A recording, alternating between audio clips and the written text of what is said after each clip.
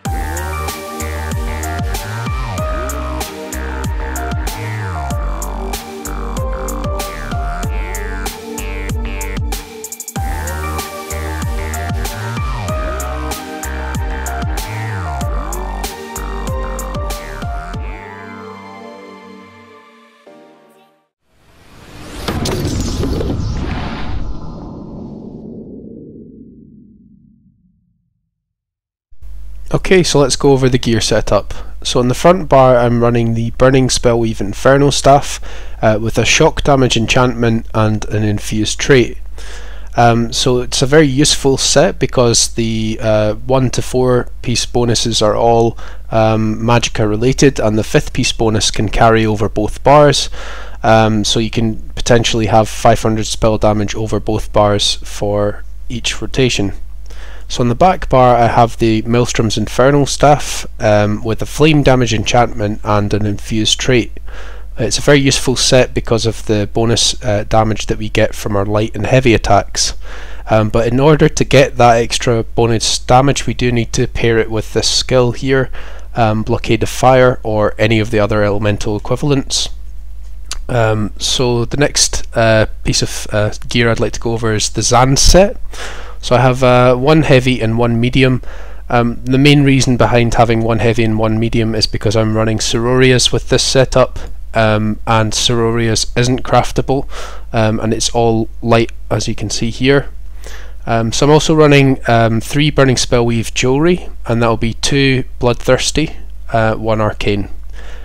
They all have spell damage enchantments on them, and all the other gear as well has Magicka enchantments on it.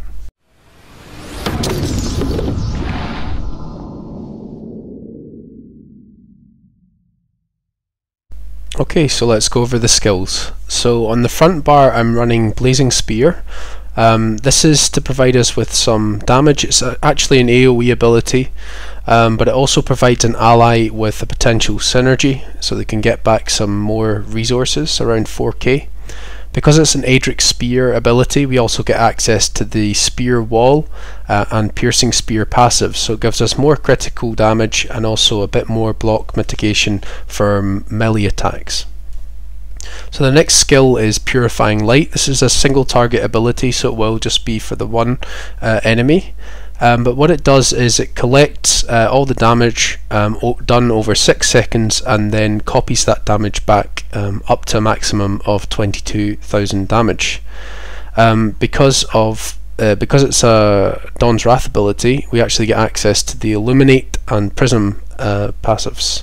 So this is going to give everyone in the group minor sorcery, and it's also going to provide us with some ultimate generation.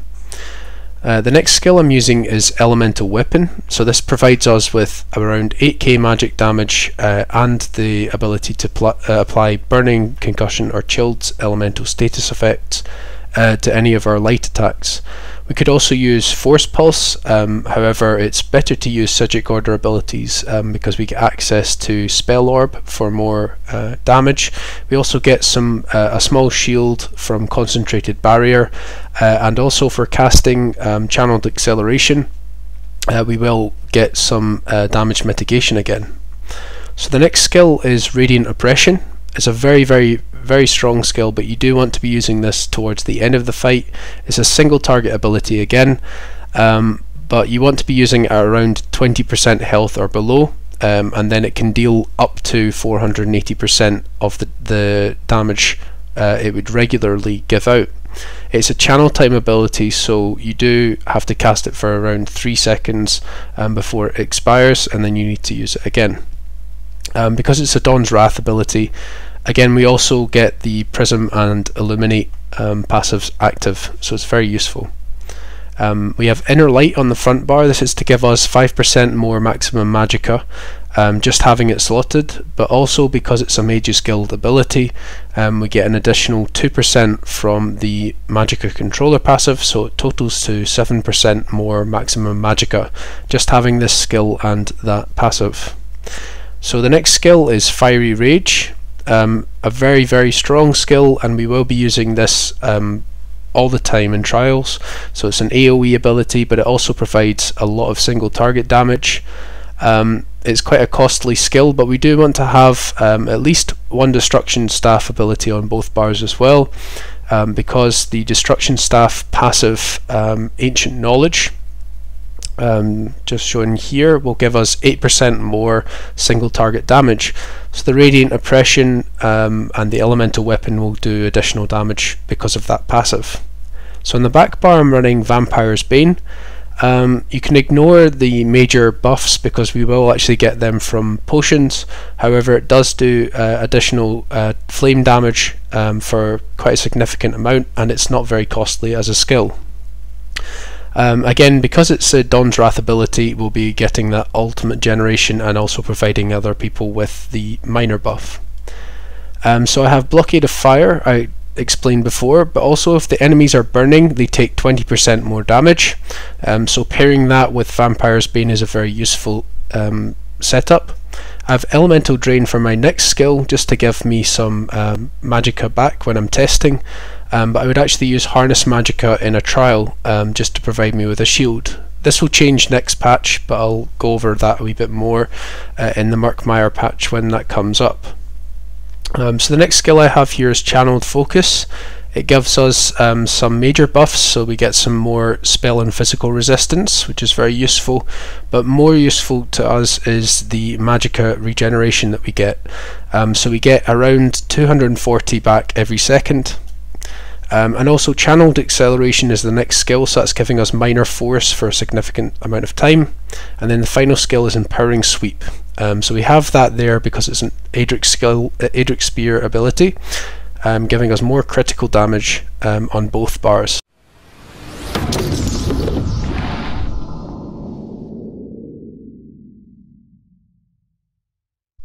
Okay, so let's go over the champion points.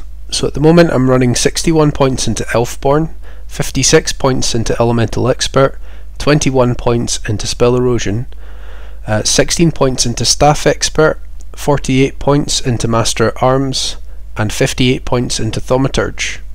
So I'll just show the rest of the CP just now, just so that you can see, but it will vary from trial to trial, so I'd advise that you read up yourself on what CP you'd need for the trial that you're attempting to do.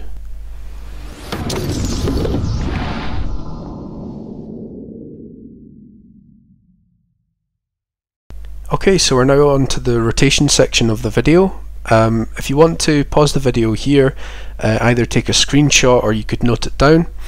The rotation is fairly simple in comparison to the Magicka Nightblade or the Magicka Sorcerer, based on the fact that there's no procced skills. There's nothing like Crystal Fragments or the bow proc for the Magicka Nightblade.